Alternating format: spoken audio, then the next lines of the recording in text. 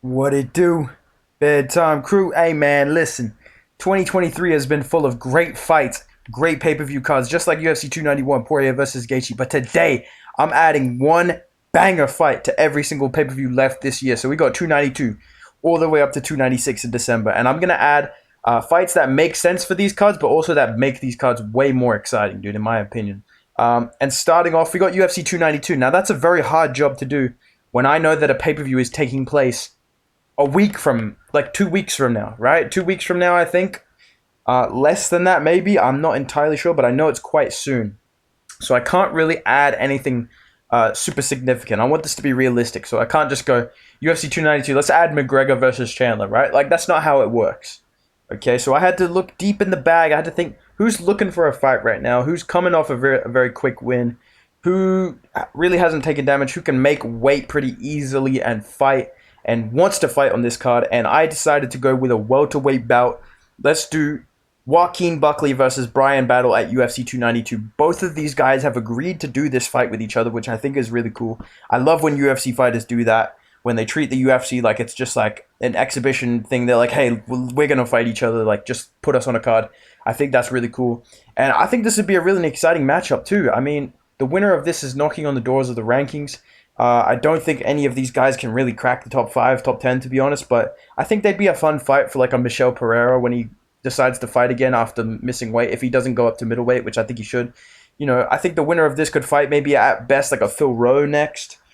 A Nico Price. So this is a fun matchup as well. I think this is going to add some excitement to the card. You know, Joaquin Buckley loves to sell his fights. He's very active is the word. I have CTE. Fucking hell. He's very active on social media, so he's going to promote this fight a lot. And I think people would know that this is going to be a banger stylistically. So this is what I would add, maybe as like a prelim co-main event. I don't think this goes on the main card, but this is like how you add a little bit more fun to UFC 292. It's a pretty good card already, if I'm being honest. All right, now we get to the good shit. UFC 293. Here's the fucking thing about 293, dude. We know what the fucking main event's gonna be, dude. Here's the fucking thing. 293 shaping up to be kind of mid. I'm not gonna lie, dude. Australia kind of gets done dirty with these cards. They get good main events, and then the main card is fucking trash. I do think that this card in Sydney is going to be a bit better than the one that we had in Melbourne for UFC 294. I do think that it's going to be 284, I believe it was. Yeah, it's going to be better than that one, I think. But I do think that it's looking a bit mid right now. We're looking at Kai Kara France as the co-main event, and I like Kai Kara France. I love everything about this kid, but dude, that is not a co-main event worthy fight. That is a main card opener. That's a main card opener. All right, and I'm not putting Taito Ivasa on that bitch as the co-main event or the featured either. All right, I think UFC 293 they should add Adesanya versus Strickland as the main event. Then co-main event, maybe just throw Maribuena Silva versus Juliana Pena as bantamweight title on there. Boom, there you go. That's another title fight. 2 title fights, probably going to sell pay-per-views. And then let's add a featured bout with some really high stakes that connect to the main event. The winner of this will probably fight for the belt next, to be honest. So after Dricus du Plessis. So UFC 293 in Sydney, September 9th, I believe. Let's add Jared Cannonier versus Brendan Allen in the featured bout, because the winner of this, like I said, is going to be ranked number 3 or number 4 in the rankings. Both of these guys are coming off some pretty good wins at the moment. And Brendan Allen is looking for a fight. Jared Cannonier has kind of been left in the dark because Sean Strickland's going to be fighting for the belt. Jared Cannonier just beat Marvin Vettori. He's not going to get to fight Robert Whittaker, I don't think. Maybe he does fight Whittaker, but if he wants to fight soon and if he wants to get on a big card, I think his best shot is actually just saying, look, put me on this Sydney card. I can be the backup for the main event. And I'll fight Brendan Allen anyway. Because Brendan Allen, that's an easy fight for Jared Cannonier, in my opinion. I think he fucks up Brendan Allen pretty good. But still, I think this adds some stakes. This kind of reminds me of the booking of Rodriguez versus Emmett on the Volkanovski-Makhachev card. So it's pretty realistic. You're setting up what's next for the guy. So this is the featured bout that I think they should do at UFC 293. I wouldn't be surprised if this gets booked as like a fight night very soon, close to the Sydney card, to be honest. But just put it on the pay-per-view, dude. Give us some good fucking fights.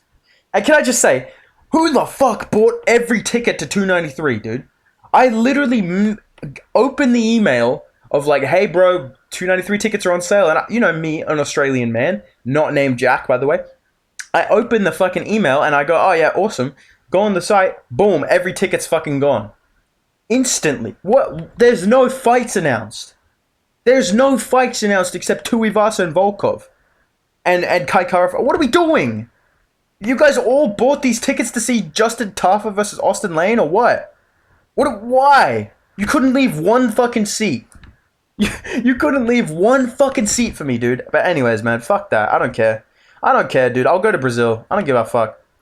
I go to Brazil. I go to Brazil. You know, I've been a champion before. I've been a champion a long time. All right, I'm gonna stop with the impressions. Let's go to UFC 294, Abu Dhabi. We got a stacked card. Speaking of Charles Oliveira, we got Oliveira versus Makhachev too. We've got Hamza versus Paulo Costa. I approve 100%. We've got Alex Guerrero versus Nasruddin Mavov. I'm pretty sure Muhammad Vakaya versus Tim Elliott's on that card as well. It's shaping up to be pretty fucking good. And I decided to rack my brain. I was like, what do I put on this card? Like, how do I make this even bigger and better? And I don't want to put in fights that I think everybody's thinking about.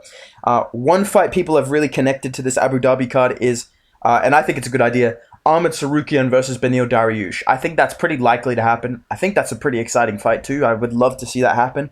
I'd probably pick Dariush, so I'm not going to book that fight because that's obvious. What I want to add to UFC 294 is a fight that I haven't really seen people suggest, but I think it makes perfect sense timeline-wise, ranking-wise, and it's going to add some excitement, and it fits this region very well. UFC 294 in Abu Dhabi. Let's add Piotr No Mercy Yan versus Umar Nurmagomedov. Nurmagomedov is ranked number 11, I believe. Piotr Yan's ranked maybe top 6, top 7. He's on I think on a 3-fight losing streak, if I'm not mistaken, or a 2-fight losing streak. He needs to step down in competition. Okay? Everybody else is booked at bantamweight. Corey Sandhagen should never have been fighting Umar Nurmagomedov. As badass as it is that he said yes, it doesn't make sense. It makes no sense whatsoever. So leave Corey Sandhagen to demolish Rob Font. I'll make a video about that this week. Everything I see in that matchup. And let's push back Umar to Abu Dhabi, where I think he would like to fight more than fucking Nashville. Let's be real with you, bro. And fight Piotr Yan. This is a banger, dude. This is like featured fight quality shit, dude. This can be your featured fight. Then you do Chimaev Costa co-main. Boom. Main event, Oliveira Makhachev. That's a banger fucking card, dude. I feel like that is a huge fight to add to UFC 294. And like I said, that's the whole point of this video. We're stacking these cards up. We're adding one big fight. You throw Dariush versus Sarukian on that bitch as well. Add in fucking Rakic versus Krylov or Ankalaev versus Johnny Walker, and you got yourself a fucking big pay-per-view card right there, boy. So this is what I do. I'm the best matchmaker on YouTube, and fights like this are the reason why. All right, let's move on to UFC 295. Excuse me, Madison Square. Do it. All right. Probably going to be co-main evented by Colby Covington versus Leon Edwards, so I'm not going to add that fight. That's an easy one, you know. That's 9 Leon fights in a row, bro. I know you want me to fight Colby, bro. I know you think I'm going to lose to Colby, bro. I'm not fighting. You don't have to add me in the video, bro. You know, so I don't need to add Leon. All right, for UFC 295, I think there's a perfect featured fight to be made with huge stakes relating to the event as well. To the big marquee names on the card, John Jones versus Stipe and Colby versus Leon. This fight underneath that has huge implications connected to the higher level of this card. I want to go for a featured bout. Let's do Sergey Pavlovich versus Tom Aspinall. I think everybody is talking about this fight except Tom Aspinall for some reason, which is a bit weird, but I think he wins this matchup, so I don't know why he's trying to avoid it. I think he wins this matchup, to be honest, dude. I feel like he's just a level above these other heavyweights. But Pavlovich could certainly KO him. I could definitely see that happening too. I think why not put this on the Jones versus Miocic card and kind of maybe force John Jones' hand. If I'm the UFC, right, you know John Jones is probably going to retire when he beats Stipe, right? Maybe if he loses, he'll come back and beat Stipe again, but I don't know. I don't see him losing to Stipe. I do see that fight being closer than people say, but why don't we force his hand a little bit? Let's put Pavlovich versus Aspinall on the card. First of all, if, God forbid, that 40-plus-year-old Stipe Miocic gets injured, you've got Pavlovich there to fight Jones for the belt. Or the winner of this very impressively wins, which is pretty fucking likely, dude. Like either Pavlovich stone cold KOs Tom Aspinall, the UK hype train, you know, or Tom Aspinall completely smokes Sergey Pavlovich, the Russian KO machine, in front of Madison Square Garden, in front of all the fans that are there to see John Jones versus Stipe, which is a huge fight. And you know they're calling out John Jones. They're saying, look, Jones, I want to take you out for the belt. You're kind of forcing his hand, because then if he retires, it looks like he's kind of fucking scared. You know what I'm saying? Hey, man, I know that he's not scared. I know that he probably would be down to fight these guys, but it's all about excitement for a guy that's on the verge of retirement. You have to entice them. You have to make the people say, we want to see you fight this fight. So you put these two on that card, the winner of that has this huge opportunity to say, I'm the guy that made John Jones go running because I called him out and he retired.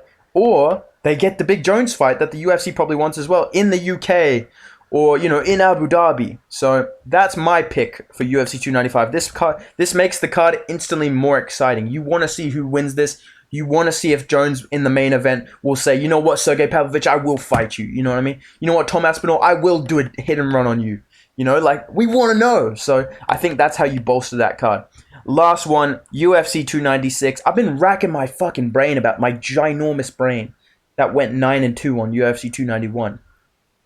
Bad times of scumbag, man. But listen, I've been racking my brain about this fight. I don't know what to do for this card. There's so many fights you can put on December. I'm already thinking like Grasso Shevchenko winner versus Aaron Blanchfield. I'm thinking fucking, you know, maybe Moreno Pantoja 3. I'm thinking a Bo Nickel versus Paul Craig. I'm thinking Volkanovski versus Topuria. But if there's one fight that I definitely want to see in December that I think would be a huge fight for the fans, that I think we'd all be dying to see, probably more than Volkanovski versus Topuria, if I'm being honest. This is probably more competitive and more exciting and more like who's going to win. I want to see UFC 296 get headlined or maybe co-main evented. Let's do fucking Yuri Prochazka versus Alex Pereira, dude. I want to see this fight, dude. I'm so fucking excited for this fight. I can see so many different outcomes. I feel like this is a fight that sells itself. You don't need big personalities. You have two giant fucking warriors that are like Giga Chad personified. I feel like this is such a banger fight that it's like the Jan versus Alex fight. It's like a pick'em in my opinion. Either one of these guys could easily get flatline KO'd, and that is an exciting fight to me. That is a banger fight that you go, holy shit, I need to see this. Or whereas Volkanovski versus Topuria, I feel like we all know Volkanovski's going to win. We just want to know, will Topuria make it competitive? Will Topuria maybe catch this guy? But I don't think so. So that's my picks for bangers that are going to fill out the rest of these pay-per-views for the rest of the year. Let me know what fights you guys want to see down below. Do you agree with my picks? Do you disagree? Let me know down below. Make sure you go follow me on Instagram at Bedtime MMA, because I just did a face reveal over there. And make sure you drop a like on the video if you enjoyed it. Make sure you subscribe to the channel for more predictions, more matchmaking, more rant videos as well. And yeah, boys, see you in the next video. Goodbye.